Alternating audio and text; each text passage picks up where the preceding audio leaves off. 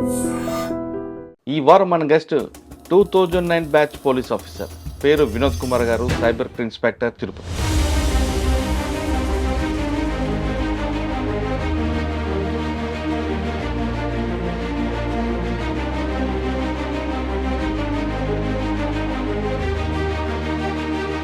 తిరుపతి అనగానే railway station, bus station కనిపిస్తుంది. ఇక్కడ దేశవ్యాప్తం కాదు, ప్రపంచవ్యాప్తంగా చాలా మంది భక్తులు వస్తుంటారు. ముఖ్యంగా రైల్వే స్టేషన్, బస్ స్టేషన్లో ఎక్కువగా స్నాచింగ్ జరుగుతుంటాయి. అవి బ్యాగ్ స్నాచింగ్ కావచ్చు, సెల్ ఫోన్ స్నాచింగ్ కావచ్చు. స్టేషన్లోకి వెళ్ళి సెల్ ఫోన్ కానీ బ్యాగ్ కానీ పోతే ట్రైన్ టైం అవుతుంది కాబట్టి అప్పుడు ఎవరికి కంప్లైంట్ ఇవ్వాలి? సైబర్ క్రైమ్లో ఎన్ని రకాలు ఉంటాయి అంటే సైబర్ క్రైమ్ వేరు, సోషల్ ఇంజనీరింగ్ క్రైమ్ వేరు. లింక్ క్లిక్ చేస్తే అమౌంట్ వస్తుంది, రివ్యూస్ ఇస్తే అమౌంట్ వస్తుంది. 2.5 crore అమౌంట్ పోయింది పెద్ద ఆమెది. సార్ ఇంకో ట్రెండింగ్ క్రైమ్ చెప్పండి. ఇన్వెస్ట్మెంట్ ఫ్రాడ్, మీరు డబ్బులు పెడితే డబ్బులు డబుల్ అవుతుంది.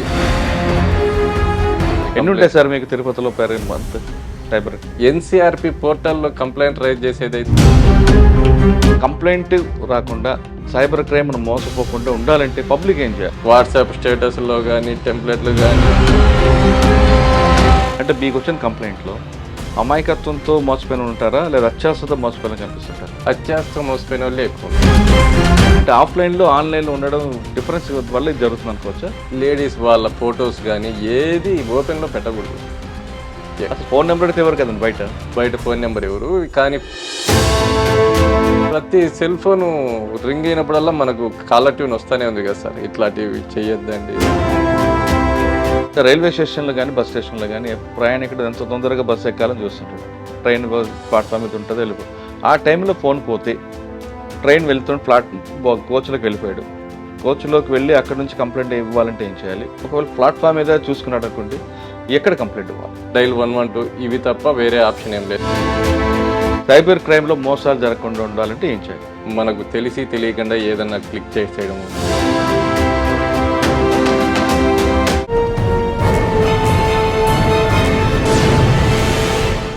Welcome to crime diaries. ఈ వారం మన గెస్ట్ 2009 బ్యాచ్ పోలీస్ ఆఫీసర్ పేరు వినోద్ కుమార్ గారు, సైబర్ ఇన్స్పెక్టర్, తిరుపతి. తిరుపతిలో సైబర్ క్రైమ్ కంట్రోల్ చేయడానికి ఎలా చేస్తున్నారు, ఇక్కడ ట్రెండింగ్ క్రైమ్ ఏముంది, ఈ విషయాలతో పాటు తిరుపతి అనగానే రైల్వే స్టేషన్, బస్ స్టేషన్ కనిపిస్తుంటాయి. ఇక్కడ దేశవ్యాప్తం కాదు, ప్రపంచవ్యాప్తంగా చాలా మంది భక్తులు వస్తుంటారు. వాళ్ళందరూ ఇక్కడికి వచ్చి వెళ్తున్నప్పుడు కొంతమంది ఎయిర్పోర్ట్లో వెళ్తారు, కొంతమంది ట్రైన్ ఎంచుకుంటారు, కొంతమంది బస్సులో వెళ్తుంటారు. ముఖ్యంగా రైల్వే స్టేషన్, బస్ స్టేషన్లో ఎక్కువగా స్నాచింగ్లు జరుగుతుంటాయి. అవి బ్యాగ్ స్నాచింగ్ కావచ్చు, సెల్ ఫోన్ స్నాచింగ్ కావచ్చు. ఈ రెండు స్నాచింగ్ని అరికట్టడానికి తిరుపతి పోలీసులు ఏ విధంగా ముందడుగు వేస్తున్నారు?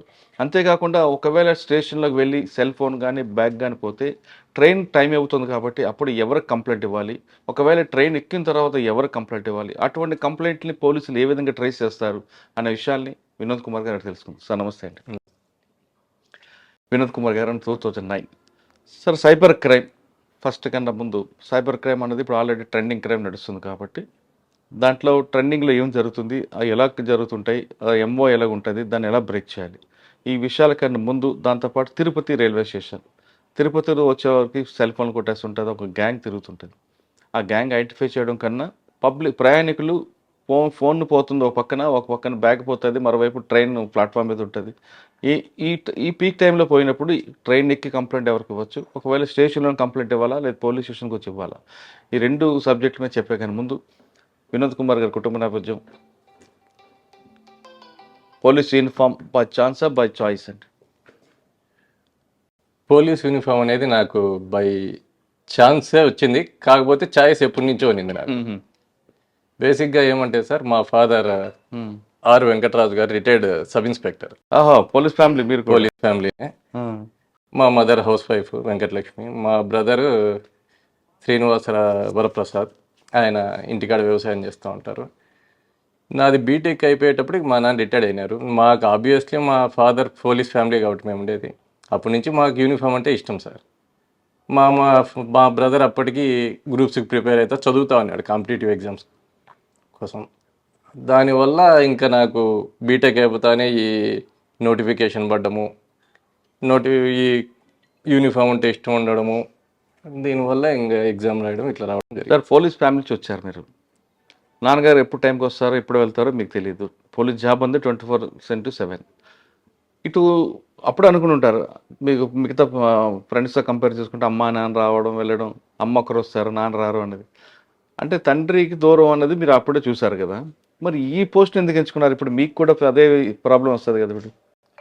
ప్రాబ్లం వస్తుంది సార్, కాకపోతే నేను మ్యారేజ్ చేసుకునే వాళ్ళు కానీ మిలిటరీ ఫ్యామిలీ, ఓహో. వాళ్ళు ఈ సిచ్యువేషన్స్ చూడడము ఆ, అది ఉంది కాబట్టి మా ఇంట్లో కొంచెం మేనేజ్ చేస్తున్నారు పిల్లల్ని. వాళ్ళు ఈ బ్యాక్గ్రౌండ్ నుంచి వచ్చినారు కాబట్టి ఇట్లే అచ్చా సేమ్ ఇబ్బంది లేకుండా ఉంటారా? చూసుకుంటున్నారు. నాకు కొంచెం ఇప్పుడు ఫ్రీగా ఉద్యోగం మీద కాన్సన్ట్రేట్ చేయడానికి కుదురుతుంది. ఓకే. ఆ ఫస్ట్ పోస్టింగ్ ఎక్కడ ట్రైనింగ్ తర్వాత? ట్రైనింగ్ తర్వాత first posting Tirupati west police station. మ్మ్. రావడం తిరుపతి స్వామివారి దగ్గరికి వచ్చారు. స్వామి ఏం నేర్చుకున్నారండి అప్పుడు? ఫస్ట్ ఎస్పీ ఎవరు? ప్రభాకర్ రావు సార్, టి ప్రభాకర్ గారు. సార్ దగ్గర రిపోర్ట్ చేసుకున్నాము. ఫస్ట్ పోస్టింగ్ వెస్ట్లో చేసినాను. వెస్ట్ అంటే ఇంకా మెయిన్ ఇవన్నీ డిపిఓ, కోర్టు, మెయిన్ సెంటర్ మాదిరి ఉంటుంది. ఫస్ట్ పోస్టింగ్ వెస్ట్, మీకు ఫస్ట్ ఎస్పీ గారు ప్రభాకర్ గారు. ఏం నేర్చుకున్నారు వెస్ట్ పోలీస్? ఫస్ట్ పోస్టింగ్ మాకు పూర్తిగా డిపార్ట్మెంట్ కొత్త కాబట్టి ఆఫీసర్స్ మమ్మల్ని బాగా గైడ్ చేశారు సార్. ఆఫీసర్ గైడెన్స్లో కొంచెం. ఎంతకాలం చేశారంటే వెస్ట్లో? వెస్ట్లో 3.5 years చేస్తాను. 3.5 years చేశారు. కంప్లీట్ టర్మ్ చేశారు. కంప్లీట్ 3.5 yearsలో బాగా గుర్తుండిపోయిన సంఘటనలు చెప్పండి. గుర్తుండిపోయే సంఘటనలు అంటే 2 terms ఎలక్షన్స్ వచ్చినాయి. బై ఎలక్షన్ ఒకటి, మెయిన్ ఎలక్షన్స్ వచ్చినాయి. ఆ ఎలక్షన్స్లో కొత్తగా వచ్చి అప్పుడే జాయిన్ అయినాం కాబట్టి ఎలక్షన్స్ చేయడము, ఎట్లా ఫేస్ చేయాలి, ఎట్లా మేనేజ్ చేయాలి, ఇదంతా బాగా మాకు ఉపయోగపడింది. ఫస్ట్ వస్తానే ఎలక్షన్స్ చేయడం. ఎవరైనా ఇన్స్పెక్టర్ గారు ఎవరు? అంజు యాదవ్ మేడం. ఓ మేడం గారు చేశారు. మేడం ఆమె అసలు రెబల్. ఆమె ముందు ఎవరైనా ఎక్కువ మాట్లాడితే వాయిస్ సార్ ఆమె నేర్చుకున్నారా మీరు? మేడం బాగా ముక్కుసూటిగా ఉంటారు. దానివల్ల మేడం దగ్గర వర్క్ కానీ బాగా నేర్చుకునేదానికి ఎన్హాన్స్ చేయొచ్చు. బాగా పేపర్ వర్క్ బాగా నేర్పిస్తారు. వెస్ట్ దగ్గర ఎక్కడికి వచ్చారు? వెస్ట్ తర్వాత చంద్రగిరి. అక్కడే ఉందండి చాలా. చంద్రగిరి అది ఇంపార్టెంట్ ఏమంటే మేము ఉన్నప్పుడే 20 మంది రెడ్ శాండిల్ది ఫైర్ ఎన్కౌంటర్ జరిగింది. దాంట్లో ఆ కేసు ఫైల్ చూడడము. ఆ స్పాట్ మీరు వెళ్ళారా? వెళ్ళి మీరు వెళ్ళేసరికి ఏముందండి స్పాట్లో? చిందరవందరగా ఇంకా డెడ్ బాడీసే సార్. స్పాట్ ఎంత దూరం మీ పోలీస్ స్టేషన్కి? పోలీస్ స్టేషన్ శ్రీవారి మెట్టు ఆ రూట్లో వస్తుంది. అది శ్రీవారి మెట్టు ఆ రూట్లో వస్తుంది. పోలీస్ స్టేషన్ నుంచి 10 kilometers ఉంటుంది. అచ్చా, అంటే అక్కడ వరకు వెహికల్ వెళ్తుందా? వెహికల్ రోడ్డు పైన పెట్టాలి. వెహికల్ నుంచి మళ్ళీ ఒక 3 kilometers 4 kilometers నడుచుకుంటా లోపలికి పోవాల్సి వస్తుంది, అడవి లోపలికి. మీరు వెళ్ళేసరికి ఇక్కడ సీన్ ఎలాగుంది? Sir చిందరవందర్ sir. 10 డెడ్ బాడీలు ఈ పక్క, 10 డెడ్ బాడీలు ఆ పక్క, టోటల్ 20 డెడ్ బాడీస్. అప్పుడు గందరగోళంగా ఉండి వెపన్స్ అంత దారుణంగా ఉండింది. అది ఫస్ట్ టైం కాబట్టి మేము చూడడం. అంత పెద్ద ఎన్కౌంటర్ దాదాపు ఎవరు సర్వీస్లో కానీ ఫేస్ చేయరు అంతది. అది మేము సెకండ్ పోస్టింగ్లోనే అది చూడడము. మాకు బాగా అదొక ఎక్స్పీరియన్స్. అంటే అటువంటి సంఘటన జరగడం అనేది దురదృష్టకరం. కానీ అందులోంచి మీరు లెసన్ నేర్చుకున్నారు అంటే ఎలా ఇన్వెస్టిగేషన్, బాడీ ఎలా ప్రిజర్వ్ చేయాలి, సీన్ ఎలా ప్రిజర్వ్ చేయాలి, ఏమైనా నేర్చుకున్నారా? సీన్ ప్రిజర్వ్ చేయడము, ఇన్వెస్టిగేషన్ చేయడము, ఎట్లా మేనేజ్ చేయాలి, పంచులు రాయించడం, పంచనామా చేయించడం నేర్చుకున్నారని. అంటే మీకు ఎప్పటికీ చాలా మీ సర్వీస్ లో గుర్తుండిపోయేది, గుర్తుండిపోయే ఇన్సిడెంట్. అంటే 20 మంది కాబట్టి మీకు చాలా వర్క్ ఉంటుంది అక్కడ. అవును, పంచనామా అంటే అప్పుడు అంతమంది ఉన్నప్పుడు అంతమంది ఆఫీసర్లు కానీ ఎంగేజ్ అవుతారు దాని మీద.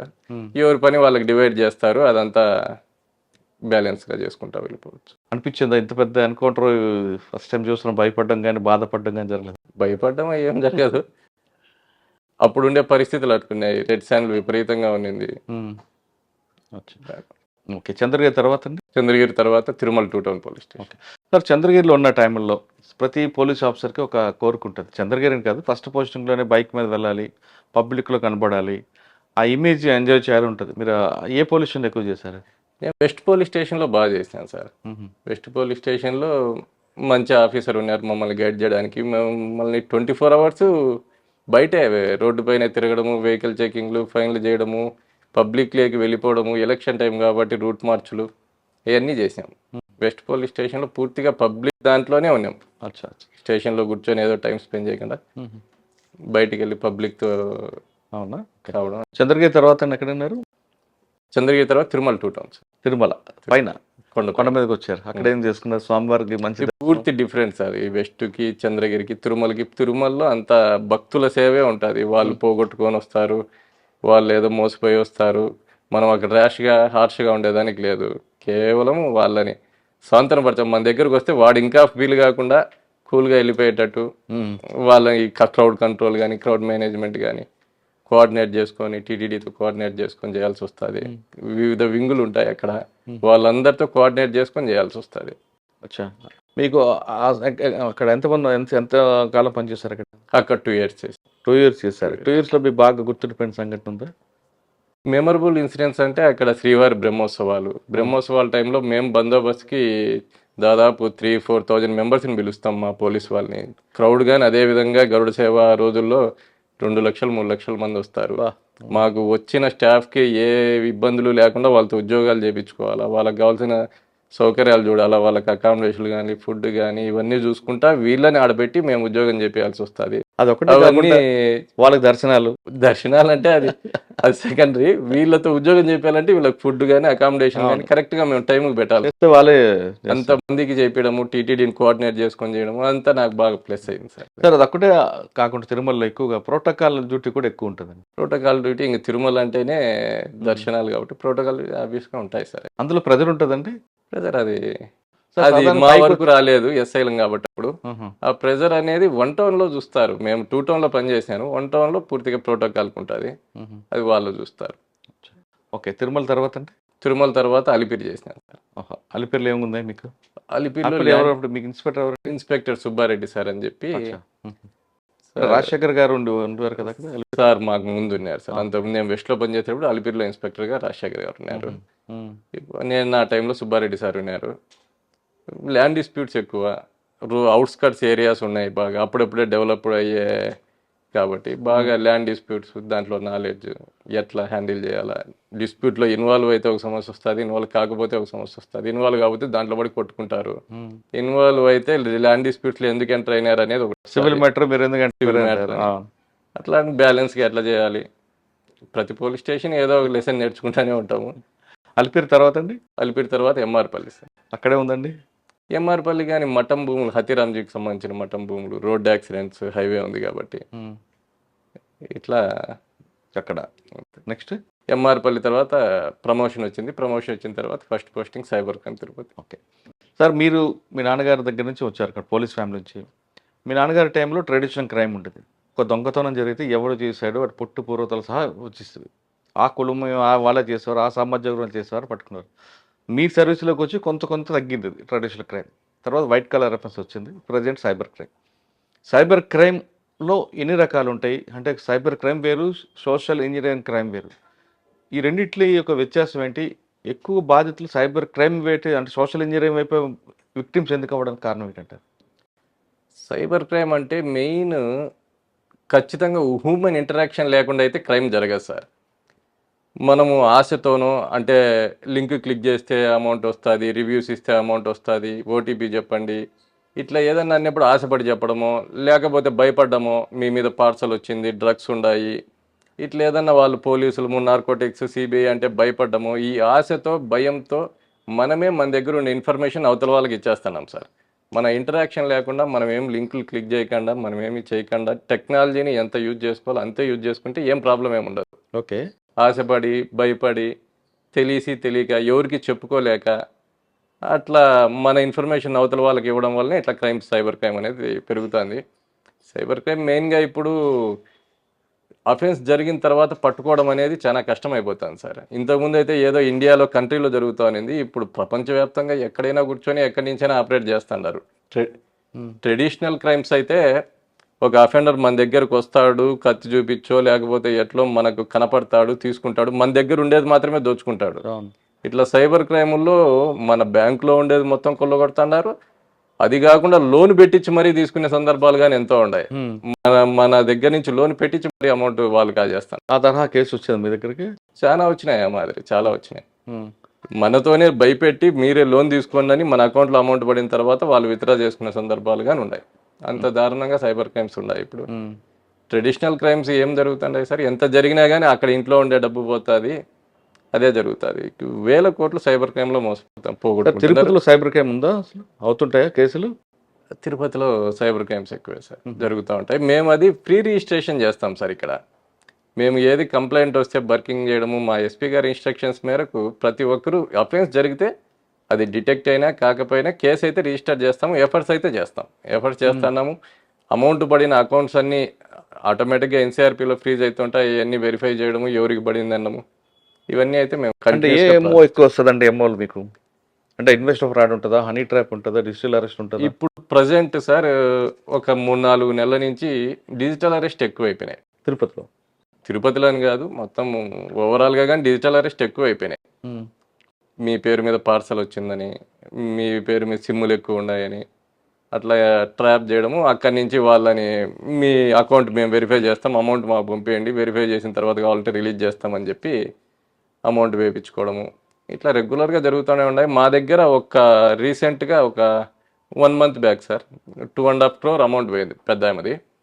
దాంట్లో మేము ఎస్పీ గారి ఇన్స్ట్రక్షన్స్ మేరకి కొంచెం టీం ఫామ్ చేసి దాంట్లో ముద్దాయిలుగానే అరెస్ట్ చేయడం జరిగింది. 7 మంది ముద్దాయిలను అరెస్ట్ చేసి వాళ్ళ దగ్గర నుంచి 1.31 crore మేము రికవరీ చేసి. ఎక్కడ వాళ్ళండి వాళ్ళు? వాళ్ళంతా వైజాగ్ వాళ్ళే సార్, ట్రైన్డ్ ఇన్ కంబోడియా. వీళ్ళంతా కంబోడియాలో అవుట్ సోర్సింగ్ ఇది టెలికాలర్ ఉద్యోగాలు ఉన్నాయని చెప్పి అక్కడ ఏజెంట్ ద్వారా వెళ్తారు. వెళ్ళిన తర్వాత అక్కడి నుంచి ఇంకా రాలేక వాళ్ళ పాస్పోర్ట్లు అక్కడ ఇచ్చుకొని, లేకపోతే ఇంకా డబ్బులు వస్తుందనే ఉద్దేశంతోనో అక్కడంతా ట్రైనింగ్ తీసుకున్న వాళ్ళు. అంటే చేసిన వాళ్ళు అక్కడ ఉంటారు. చేసిన వాళ్ళు అక్కడున్నారు, అక్కడుండి ఒక్కసారి ఇక్కడికి వచ్చినారు. ఏది డిసెంబర్ 19వ తేదీ ఇక్కడికి పండగని ఇక్కడికి ఒక వ్యక్తి వస్తే, ఇతను నువ్వు ఎట్లా ఇక్కడ ఉండవు కదా, కొన్ని అకౌంట్లు తీసుకొని కంబోడియా నుంచి ఇక్కడ ఈయనకి ఇన్స్ట్రక్షన్స్ ఇచ్చినారు. ఈయన దగ్గరలో ఉండే వాళ్ళ అకౌంట్లు గ్యాదర్ చేసి అఫెన్స్ అంతా వాళ్ళు చేసి అకౌంట్లలో వేపిస్తే ఇక్కడ ఉండే వ్యక్తి అమౌంట్ తీసుకొని కంబోడియాకి పోయినారు. మళ్ళీ ఈ కొంచెం అమౌంట్ ఎట్లా 2.5 crore వచ్చింది కదా, ఇక్కడి నుంచే మనం మేనేజ్ చేద్దాం, ఇక్కడి నుంచే ఇంకా వర్క్ నేర్చుకున్నాం కదా, ఇక్కడి నుంచే ఆపరేట్ చేద్దాం అనే ఉద్దేశంతో 7 మంది కంబోడియా నుంచి వచ్చినారు. వాళ్ళకి మాకు ఇన్ఫర్మేషన్ వచ్చింది, అటాక్ చేసాము అందరినీ. ఫ్రీజ్ ఎక్కడ దొరికిందండి? ఫ్రీజ్ అయిన అమౌంట్ వాళ్ళ దగ్గరే దొరికింది 2.5 కోట్లు. 1,30,00,000. మిగతాది ఖర్చు పెట్టేసుకున్నాం. ఇన్వెస్టిగేషన్ జరుగుతుంది సార్ ఇంకా. అది వాళ్ళు ప్రజెంట్ అయితే జైల్లో ఉండారు, కస్టడీకి తీసుకుని మళ్ళీ వాళ్ళని విచారించేది. వెస్ట్ పోలీస్ స్టేషన్లో అది కేసు రిజిస్టర్ చేసినారు. అంటే ఏ తరహా మోసం చేశారా? పెద్ద డిజిటల్ అరెస్ట్. ఆమె వయసు 70 సంవత్సరాలు. ఆమెకు ఫోన్ చేసి వీళ్ళ దగ్గర కాంటాక్ట్స్ ఉంటాయి సార్, అది వాళ్ళు ఓపెన్ సోర్సెస్లో ఎట్లా సేకరించుకుంటున్నారు, కాంటాక్ట్స్ ఉంటాయి విడివిడిగా, ప్రతి కాంటాక్ట్ ఉంటుంది. రిటైర్డ్ ఎంప్లాయీస్ అని, డాక్టర్స్ అని, ఈ కాంటాక్ట్లో ర్యాండమ్గా అందరికీ ఫోన్లు చేస్తూ ఉంటారు. మా దగ్గర జరిగిన ఆమె వయసు అయితే 70 సంవత్సరాలు. ఆమెకు ఫోన్ చేసి మీ పేరు మీద పార్సల్ వచ్చింది, మేము నార్కోటిక్స్ అని చెప్పి, ఆమె ఎట్లా భయపడినారో అర్థం కావడం లేదు. ఇది ఎంత మనం అవేర్నెస్ కల్పిస్తా ఉన్నా చూసినాం సార్, నా దగ్గర వరకు ఎందుకు వస్తుందిలే అనుకున్నాను. నిజంగా సిబిఐ వాళ్ళ మాదిరే ఉన్నారు, అంత భయపడిచ్చినారు. వీడియో కాల్ చేశారు వాళ్ళకి? వీడియో కాల్ చేసినారు సార్. ఈమె దగ్గర అంత డబ్బులు ఎక్కడ వెండి? 2.5 కోట్లు. 2.5 కోట్లు అనేది ఆమె మ్యారేజ్ కాలేదు, వాళ్ళ ఫాదర్ 89లో కాంట్రాక్టరు. ఆ అమౌంట్ అట్లే బ్యాంక్లో వేసుకుని అట్లే జనరేట్ చేసుకుంటూ వస్తున్నారు అంతే. బ్యాంక్లో విత్డ్రా చేయించి వీళ్ళ అకౌంట్లో వేసుకున్నారు. బ్యాంక్లో విత్డ్రా చేసి అకౌంట్లో వేసుకున్నారు. సార్ బ్యాంక్ వాళ్ళు కూడా ఇప్పుడు ఇంతకాలం మేనేజ్ చేస్తుంది ఆవిడ 2.5 కోట్లు, మీరు చాలా లాంగ్ టైం చెప్తున్నారు. అంత అమౌంట్ ఒకేసారి విత్డ్రా చేస్తున్నారు, వాళ్ళకి ఎందుకు డౌట్ రాలేదు? అదే సార్, బ్యాంక్ వాళ్ళు కొంచెం ఈ విషయంలో కరెక్ట్గా అలర్ట్గా ఉండాలి. ఎక్కువ విత్డ్రాలు జరుగుతూ ఉన్నాయి, ఎక్కువ పంపిస్తా ఉన్నా, ఒకసారి వాళ్ళ క్వశ్చన్ చేయడం, అందరికీ ఇన్స్ట్రక్షన్స్ అయితే పంపిస్తానే ఉన్నాము.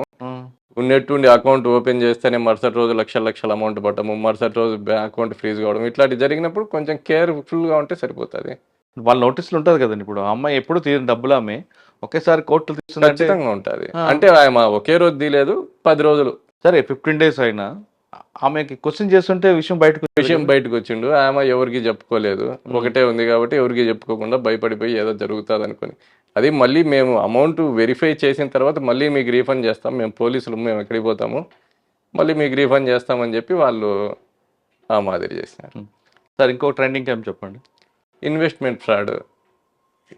డిజిటల్ అరెస్ట్ కాకుండా ఇన్వెస్ట్మెంట్ ఫ్రాడ్. మీరు డబ్బులు పెడితే డబుల్ అవుతుంది, ట్రేడింగ్ చేయండి. ట్రేడింగ్ యాప్ అది చూడడానికి కరెక్ట్ యాప్ మాదిరే ఉంటుంది, ఒక చిన్న వర్డ్ అట్లా తప్పు ఉంటుంది. అది ఇన్వెస్ట్ చేస్తూ ఉంటే వ్యాలెట్లో ఏమో అమౌంట్ చూపిస్తూనే ఉంటుంది, లాస్ట్కి వచ్చేటప్పటికి విత్డ్రా చేసుకుందామని చూసుకునేటప్పటికి ఏమీ రాదు. అటువంటి కేసులు వచ్చాయి మీకు? వచ్చినాయి. ఎంత పోయిందండి దాంట్లో? సుమారుగా బాగా 50 లక్షలు 60 లక్షలు పోగొట్టుకునే వాళ్ళు అయితే చాలా మంది ఉంటారు సార్. డబ్బులు కనపడుతున్నాయని చెప్పి పెట్టేస్తూ ఉంటారు, లాస్ట్కి చూస్తే ఈ మోస్ట్లీ ఇట్లా ఇన్వెస్ట్మెంట్ ఫ్రాడ్లలో అయితే డాక్టర్లు బాగా చదువుకున్న వాళ్ళే మోసపోతున్నారు. కానీ అందులో రికవరీ ఎక్కడ అవుతుందండి? రికవరీ పర్సెంట్ అనేది సైబర్ క్రైమ్లో తక్కువ సార్. అలర్ట్గా ఉండాలా, చేసుకోవాలి, కానీ రికవరీ అనేది తక్కువ. అకౌంట్లు అయితే ఫ్రీజ్ అవుతాయి, అకౌంట్స్ ఫ్రీజ్ చేపిస్తాం. అకౌంట్స్ ఫ్రీజ్ అయినా కానీ కోర్టుకు కొన్ని సందర్భాల్లో ఆర్డర్ ఇవ్వడం లేట్ అవ్వడం, అదేనండి కొంచెం లీగల్ ఆస్పెక్ట్లో కొంచెం కష్టం అవుతుంది. సార్ ఇప్పుడు అందులో ఏది కేసు రికవరీ చేశారా?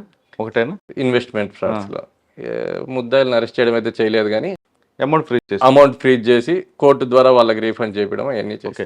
ఇంకోటికి జరుగుతుండే సెక్స్టార్షన్ అవేనా అవుతుంటాయా? సెక్స్టార్షన్ తక్కువే సార్, ఎందుకంటే పోగొట్టుకున్న వాళ్ళు ఇక్కడ, మోసపడిన వాళ్ళు ఇక్కడ దాకా రావడానికి సిగ్గుపడతారు. సెక్స్టార్షన్ అనేది తక్కువగానే వస్తూ ఉంటాయి. ఎన్ని ఉంటాయి సార్ మీకు తిరుపతిలో per month cyber? Per month cyber crime NCRP పోర్టల్లో కంప్లైంట్ రైజ్ చేసేది అయితే పర్ మంత్ 15-20 దాకా ఉంటాయి సార్. అంటే అవన్నీ కరెక్ట్గా సైబర్ క్రైమ్ అని కానీ చెప్పలేము. అవును, ప్రతి ఒక్కరు డబ్బు ఎవడన్నా అప్పులు ఇచ్చినా కానీ పెట్టేస్తున్నారు, మిస్యూజ్ చేస్తున్నారు ఎన్సీఆర్పి. ఎందుకంటే వన్ అకౌంట్ ఫ్రీజ్ అవుతుంది, నేను అప్పిచ్చాను రాలేదని సైబర్ క్రైమ్ అప్పిచ్చినానని కాకుండా ఏదో నన్ను మోసం చేసినాడు, అదే ఉద్యోగం ఇస్తాను మోసం చేసినాడు అని చెప్పి ఎన్సీఆర్బీలో పెట్టేస్తారు. వన్ అకౌంట్ ఫ్రీజ్ అవుతుంది ఎన్సీఆర్బీలో కంప్లైంట్ రైజ్ చేస్తే ఆటోమేటిక్గా. ఇంకా దానికోసం అని చెప్పి ఇట్లా మిస్యూజ్ చేసే కంప్లైంట్ మీ దగ్గరకు వచ్చి వెరిఫై చేస్తే ఇది చీటింగ్ గా కాదని మీకు తెలుస్తుంది, మాకు తెలుస్తుంది. వెరిఫై చేసిన తర్వాత ఆటోమేటిక్గా మేము దాన్ని డ్రాప్ చేయడం అట్లా చేస్తూ ఉంటాం. అంటే పర్ మంత్ 50 ఉంటాయి. 15 కానీ మీరు స్క్రూటినీ చేసిన తర్వాత అది కొంచెం తగ్గుతూ వస్తాయి. జెన్యూన్ కంప్లైంట్లు కొన్ని ఉంటాయి. ఓకే, జెన్యూన్ కంప్లైంట్ వచ్చింది అనుకోండి, మీరు ఎలా చేస్తారు ఇన్వెస్టిగేషన్? దాన్ని కంప్యూటర్ ల్యాబ్ ఉంది, అన్ని చాలా ఎక్విప్మెంట్ ఉంది. మేము ఫస్ట్ బాధితుడు మా దగ్గరకు వస్తానే ఖచ్చితంగా మా దగ్గర వాళ్ళకు కొంతమందికి 1930లో కంప్లైంట్ చేయడం కానీ రాకపోవచ్చు, అకౌంట్స్ సరిగ్గా ఇవ్వకపోతే అకౌంట్స్ ఫ్రీజ్ కావు, ముద్దాయి అకౌంట్స్ సరిగ్గా ఇవ్వకపోతే. అందుకని మేము ఇక్కడే కూర్చోబెట్టుకొని కంప్లైంట్ రైజ్ చేయించి దాని తర్వాత ఎఫ్ఐఆర్ చేయడానికి పోలీస్ స్టేషన్కి పంపిస్తాం. మాకు ఇక్కడ ఎఫ్ఐఆర్ చేయించేది లేదు, ఇన్వెస్టిగేషన్ సపోర్ట్ చేస్తాం. పోలీస్ స్టేషన్లో ఎఫ్ఐఆర్ చేసిన తర్వాత మేము నెక్స్ట్ ఉండే సస్పెక్ట్ అకౌంట్స్ ఏమైతే ఉన్నాయో అవి వెరిఫై చేయడము, ఫ్రీజ్ చేయడము, దాని తర్వాత ఏ బెనిఫిషరీస్కి పోయినాయని వెరిఫై చేయడము, బెనిఫిషరీస్ నుంచి విత్డ్రా అయినాయా లేకపోతే దాని తర్వాత ఇంకొక అకౌంట్స్కి పోయినాయా, విత్డ్రా అంటే ఎక్కడ విత్డ్రా అయినాయి, విత్డ్రా చేసిన పర్సన్ బెనిఫిషరీ ఒకే ఏరియాలో ఉన్నాడా, వాని కేవైసీ అవి చూస్తాము. ఒకే ఏరియాలో ఉంటే వీడే విత్డ్రా చేసినట్టు వాడినే పట్టుకోవడానికి ఛాన్సెస్ ఉంటాయి. మళ్ళీ ట్రాన్స్ఫర్ చేస్తే వీడు మ్యూల్ అకౌంట్స్ వేరే వాళ్ళకి ఇచ్చినారని అట్లా యాంగిల్లో, అది అన్ని యాంగిల్స్లో మేము ఇన్వెస్టిగేషన్ అయితే. ఇదంతా కూడా లెంగ్తీ ప్రాసెస్, కానీ కంప్లైంట్ మాత్రం మీకు బాగా ప్రెజరిస్తుంటాడు, సార్ మా డబ్బులు మాకు తొందరగా ఇప్పించాడు అని. మరి ఆ ప్రెజర్ ఎలా కంట్రోల్ చేస్తారండి? ఇంకా అది పోగొట్టుకున్న వాళ్ళు కదా సార్, ఖచ్చితంగా ప్రెజర్ వస్తానే ఉంటుంది. అర్థమయ్యేటట్టు చెప్పడం, వాళ్ళు ఇన్స్టెంట్ జస్టిస్ కోరుకుంటారు కదా ఎక్కువ. అయినా కానీ మన చేతుల్లో ఇట్లా దానిలో అయితే ఏముండదు, వాళ్ళు అర్థమయ్యేటట్టు మేము చెప్తాము. ఇంకా సరే, ఇన్వెస్ట్మెంట్ ఫ్రాడ్ అసలు కంప్లైంట్ రాకుండా సైబర్ క్రైమ్ మోసపోకుండా ఉండాలంటే పబ్లిక్ ఏం చేయాలండి? అదే సార్, ఇప్పుడైతే మనం అవగాహన అయితే ప్రతి ఎన్ని యాంగిల్స్లో ఉన్నాయో అన్ని వాట్సాప్ స్టేటస్లో కానీ, టెంప్లెట్లు కానీ, పబ్లిక్ అవేర్నెస్ క్యాంప్స్ కండక్ట్ చేయడం కానీ అన్నీ చేస్తూనే ఉన్నాం. వాళ్ళు ఇట్లా కంప్లైంట్లు వచ్చినప్పుడు కొంచెం ఇట్లా కాల్స్ వచ్చినప్పుడు కొంచెం ఆలోచించుకుంటే సరిపోతుంది. అవునా, ఇది పక్కన వాళ్ళకి కొంచెం అడిగితే, లేకపోతే వాళ్ళతో డిస్కస్ చేస్తే, వాళ్ళ ఇంట్లో వాళ్ళతోనో చుట్టుపక్కల వాళ్ళతోనో డిస్కస్ చేస్తే సగం అఫెన్స్ అనేది అప్పుడే కంట్రోల్ అయిపోతుంది. ఎవరితో డిస్కస్ చేయకుండా ఏదో మనకు వచ్చింది ఇది మనమే లాభపడదాము, ఏదో తక్కువ కొద్ది తగులుకునింది చూస్తూనే ఉంటారు, జరిగిందంతా వింటూనే ఉంటారు. కాకపోతే ఇది మా వరకు ఎందుకు వస్తుందిలే అనే భ్రమలో అట్లే ఉండిపోయి జరుగుతున్నాయి. కొంచెం కాన్షియస్గా టెక్నాలజీని కరెక్ట్గా మనం ఎంత యూజ్ చేసుకోవాలో అంతే యూజ్ చేసుకుంటా కాన్షియస్గా ఉంటే. సార్, మీ దగ్గర కంప్లైంట్ వచ్చిన తర్వాత మీరు ఎప్పుడైనా అడిగారా, మీ ఇంత పబ్లిసిటీ ఉంది కదా, మీకు తెలియదా సైబర్ క్రైమ్ గురించి? తెలుసనే చెప్తారు సార్. మరి ఎందుకు పడ్డారట బుట్టలో? తెలుసనే చెప్తారు. అదే కదా సార్, మా వరకు రాదేమో, నువ్వు చూస్తే రియల్ అనుకున్నాం సార్ అంటారు. అంతే. అంటే మీకు వచ్చిన కంప్లైంట్లో అమాయకత్వంతో మోసపోయిన ఉంటారా, లేదా అత్యాశతో మోసపోయిన కనిపిస్తుంటారు? అత్యాశతో మోసపోయిన వాళ్ళే ఎక్కువ ఉంటారు. అత్యాశతో మోసపోయిన వాళ్ళే మాకు ఎక్కువ దాదాపు వస్తారు. అమాయకత్వము చదువు రాని వాళ్ళు అయితే మోసపోవడం లేదు దాదాపుగా. వచ్చిన మేము చూసే కంప్లైంట్లో చదువు రాని వాళ్ళు మోసపోయిన కంప్లైంట్లు చాలా తక్కువ. బాగా నాలెడ్జ్ ఉండి, బాగా చదువుకొని, బాగా సోషల్ మీడియాని హ్యాండిల్ చేయగల కెపాసిటీ ఉండే వాళ్ళే మోసపోయినారు. ఊర్లలో వ్యవసాయం చేసుకునే వాళ్ళు, పొలం చేసుకునే వాళ్ళు ఎవరు మోసపోలేదు. అంటే దీని వెనక మరి సారాంశం ఏమొస్తుంది, మీకు ఏం అర్థమవుతుంది? అదే టెక్నాలజీని ఓవర్గా యూజ్ చేస్తున్నారు. సార్ సాధారణంగా ఎదురుగా ఆఫ్లైన్లో ఉన్నాం అనుకోండి, ఆఫ్లైన్లో ఒక ఏటీఎం బ్యాంక్కి వెళ్ళాం, డబ్బులు డ్రా చేసాం. చేసినప్పుడు అక్కడే ఒక 10 సార్లు లెక్క పెట్టుకుంటాం కరెక్ట్గా ఉందా లేదా అని. ఒక అమ్మాయి ఒక బస్ స్టాండ్కి వచ్చింది. అక్కడ బస్ స్టాప్లో అబ్బాయిలందరూ ఉన్నారు. అబ్బాయిల దగ్గర ఉన్న బస్ స్టాప్లో అమ్మాయి నిల్చోవడం కూడా ఇష్టపడదు. ఎందుకంటే అక్కడ అబ్బాయిలు ఉన్నవారు ఏమైనా జరగచ్చని. అంటే ఒక మగవారికి ఆడవారికి ఉన్న దీంట్లో చెప్తున్నాను మీకు. ఇదే ఆన్లైన్లోకి వెళ్ళిన తర్వాత ఇదే అమ్మాయి ఎవరు ఫ్రెండ్ రిక్వెస్ట్ పంపిస్తే వాళ్ళందరికీ లైక్ చేస్తుంది. ఇదే ఆ ఏటీఎంలో డబ్బులు లెక్క పెట్టిన వ్యక్తి ఆన్లైన్లోకి వచ్చిన తర్వాత వాడికి ఎంత కావాలో ఆన్లైన్లో చేస్తుంటాడు. అంటే ఆఫ్లైన్లో ఆన్లైన్లో ఉండడం డిఫరెన్స్ వల్ల ఇది జరుగుతుంది అనుకోవచ్చా? అవును సార్. ఈ లేడీస్ వాళ్ళ ఫొటోస్ కానీ ఏది ఓపెన్లో పెట్టకూడదు. అసలు ఫోన్ నెంబర్ అడిగితే ఎవరు కదండి బయట. బయట ఫోన్ నెంబర్ ఎవరు, కానీ ఫేస్బుక్లో ఇన్స్టాగ్రామ్లో ఓపెన్గా ఫోటోలు పెట్టడము, తెలియని వాళ్ళకి కానీ యాక్సెప్ట్ చేయడము, తెలియని నెంబర్లు వస్తే వాట్సాప్ వీడియో కాల్స్ వస్తే లిఫ్ట్ చేయడము, అట్లాంటి దాదాపు కంట్రోల్ చేసుకుంటే. హనీ ట్రాప్ కూడా ఉంటుందా మీ దగ్గర? ఖచ్చితంగా ఉంటుంది సార్. అంటే ఇట్లా హనీ ట్రాప్స్ అయితే మేము వచ్చిన తర్వాత చాలా తక్కువ సార్. ఇప్పుడు రీసెంట్గా ఉండేది ఇన్వెస్ట్మెంట్, డిజిటల్ అరెస్ట్, వీటి మీదనే పోతాం. అంటే దీని ఇప్పుడు గవర్నమెంట్ ఏం చేస్తుందండి? ఇప్పుడు ప్రతి సెల్ ఫోన్ రింగ్ అయినప్పుడల్లా మనకు కాలర్ ట్యూన్ వస్తానే ఉంది కదా సార్, ఇట్లాంటివి చెయ్యొద్దండి, మోసపోవద్దండి. అయినా మోసపోతున్న వాళ్ళకి అయినా మోసపోతున్నారంటే ఇంకా ఆలోచించుకొని వాళ్ళు చేసుకోవాలి. ప్రతి ఒక్క చోట ఎన్ని విధాలుగా కావాలంటే అన్ని విధాలుగా అవేర్నెస్ కల్పించాలనే చూస్తున్నారు గవర్నమెంట్. I4C వాళ్ళు కానీ, గవర్నమెంట్ కానీ, మా లోకల్ పోలీసులు కానీ, ప్రతి ఒక్కరూ ఎన్ని విధాలుగా అవగాహన కల్పించాలో ప్రజలకు అన్ని విధాలుగా వాళ్ళ దగ్గరికి పోయేటట్టే చూస్తున్నారు సైబర్ క్రైమ్ గురించి. ఇక రాబోయే రోజుల్లో ఇంకా ఎక్కువైపోతుంది కాబట్టి ఇట్లా చూస్తున్నారు. కాకపోతే ప్రజలు కానీ కొంచెం కాన్షియస్గా ఉండాలి. ఓకే, ఇక మనం లా అండ్ ఆర్డర్ విషయం వద్దాం. Tirupati police station, Tirupati railway station. Sir railway స్టేషన్లో కానీ బస్ స్టేషన్లో కానీ ప్రయాణికుడు ఎంత తొందరగా బస్సు ఎక్కాలని చూస్తుంటాడు. ట్రైన్ ప్లాట్ఫామ్ మీద ఉంటుంది, వెళ్ళిపో. ఆ టైంలో ఫోన్ పోతే ట్రైన్ వెళ్తుంటే కోచ్లోకి వెళ్ళిపోయాడు. కోచ్లోకి వెళ్ళి అక్కడ నుంచి కంప్లైంట్ ఇవ్వాలంటే ఏం చేయాలి? ఒకవేళ ప్లాట్ఫామ్ మీద చూసుకున్నాడు అనుకోండి, ఎక్కడ కంప్లైంట్ ఇవ్వాలి? కోచ్లోకి వెళ్తే డైల్ 100 తప్ప డైల్ 112 ఇవి తప్ప వేరే ఆప్షన్ ఏం లేదు. ఇంకా లోపలికి వెళ్ళిపోయి ఉంటారు కాబట్టి ఫిజికల్గా పోలీసులు. అదే మొబైల్ హంట్ అనేది వాళ్ళకి తెలిసిండాలి కదా సార్, బయట నుంచి వచ్చింటారు. మా దగ్గర మొబైల్ హంట్ పేరుతో ఒక ఫోన్ నెంబర్ ఇచ్చి ఆ నెంబర్కి హాయ్ అని పెడితే మేము రెస్పాండ్ అవుతారు, లింక్ పంపిస్తాము. ఆ లింక్లో కంప్లైంట్ రైజ్ చేస్తే ఆటోమేటిక్గా మేము ఇక్కడ చూసుకొని దాన్ని ఫర్దర్గా ఫాలోఅప్ చేస్తాం మొబైల్ రికవరీ చేయడం కోసం. వాళ్ళకి అది కానీ ఆ విషయం తెలిసింటే ఇబ్బంది లేదు, మొబైల్ హంట్లో కంప్లైంట్ రైజ్ చేయొచ్చు. దాని తర్వాత కింద ప్లాట్ఫామ్లో రైల్వే స్టేషన్లోనే పోతే మేమైతే ఇప్పుడు తిరుపతిలో రైల్వే స్టేషన్లో బస్ స్టాండ్లో 24/7 మా ఎస్పీ గారు వచ్చిన తర్వాత సార్ ఇన్స్ట్రక్షన్స్ ప్రకారం 24/7 5 మంది కానిస్టేబుల్తో, ఒక హెడ్ కానిస్టేబుల్, 4 కానిస్టేబుల్తో 24/7 ఒక పికెట్ మాదిరి రన్ చేస్తాను. అక్కడే పోయి అక్కడే హెల్ప్ డెస్క్ మాదిరి పెట్టుకోండి. వాళ్ళ దగ్గరికి వెళ్ళినా కానీ CAIRలో కంప్లైంట్ రైజ్ చేయడమో లేకపోతే మొబైల్ హంట్లో కంప్లైంట్ రైజ్ చేయడమో వాళ్ళకి తెలియకపోతే చేయడం మా వాళ్ళే చేస్తున్నారు. అక్కడ కంప్లైంట్ రైజ్ చేస్తే ఆటోమేటిక్గా మేము ఇక్కడ దాని మీద యాక్షన్ తీసుకుంటాం, రికవరీ చేస్తాం. ఇప్పుడు మా తిరుపతి సైబర్ క్రైము CAIR పోర్టల్లో మామూలుగా కంప్లైంట్ మొబైల్ ఫోన్ పోతే కంప్లైంట్ రిజిస్టర్ చేస్తారు. ఆ CAIR పోర్టల్లో 40% రికవరీ చేసి స్టేట్లోనే టాప్లో ఉన్నాం సార్. అచ్చా, అంటే పోగొట్టుకోవడం వేరు, మర్చిపోవడం వేరు. ఫోన్లో ఎక్కడో హోటల్కి వెళ్తారు, లేదంటే రూమ్లో కాలేజ్ చేస్తారు, హడావుళ్ళు మర్చిపోయి వస్తారు. ఇక్కడికి వచ్చిందా నా ఫోన్ ఎవరో కొట్టారని మీకు కంప్లైంట్ ఇస్తారు. అప్పుడు ఎలా?